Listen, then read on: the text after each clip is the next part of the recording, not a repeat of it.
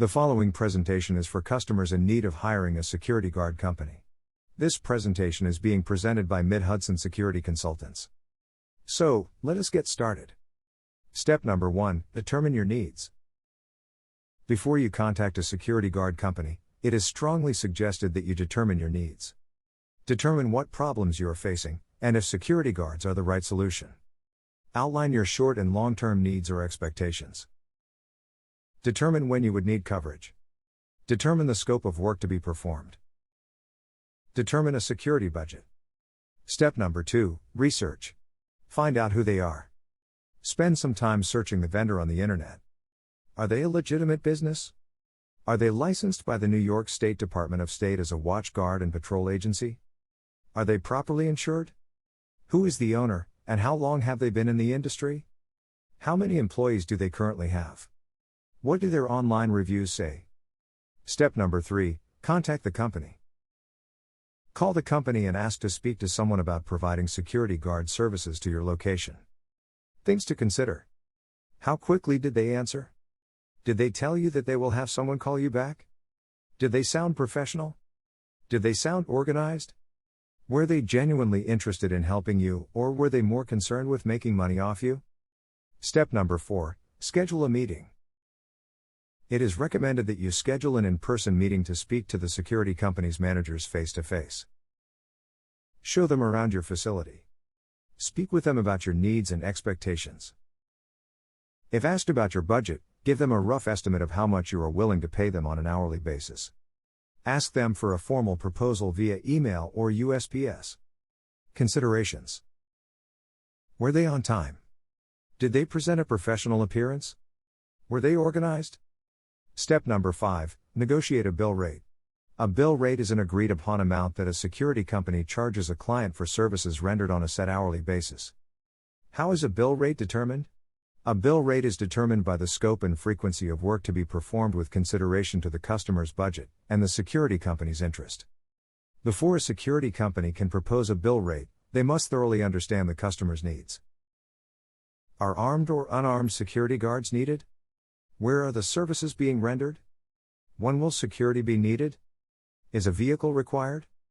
Are there any special certifications or licenses needed? What will security guards be doing during their scheduled shifts?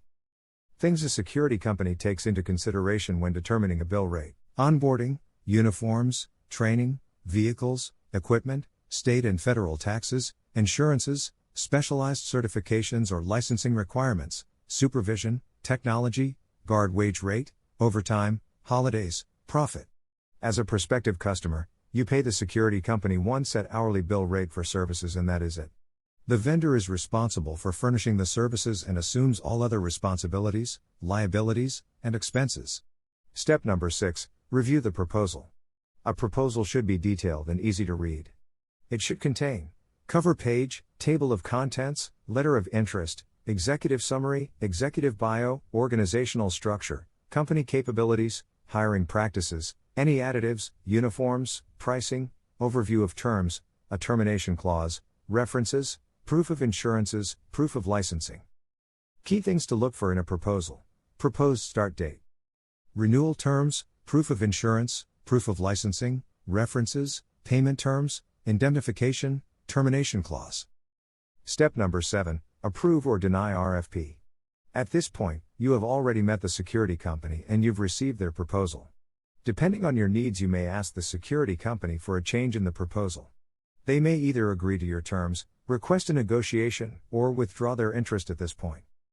Once both parties agree on the terms, a contract should be drafted which includes an outline of services to be rendered, the cost of services, the manner of which they are rendered in addition to legally binding obligations. Step number 8, signing the contract.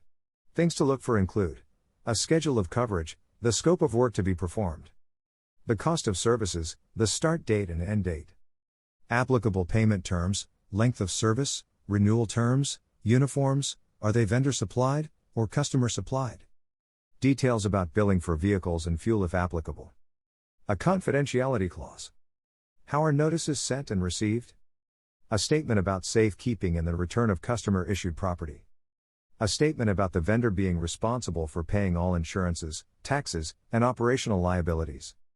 A statement requiring the vendor to maintain proper insurance throughout the lift of the contract.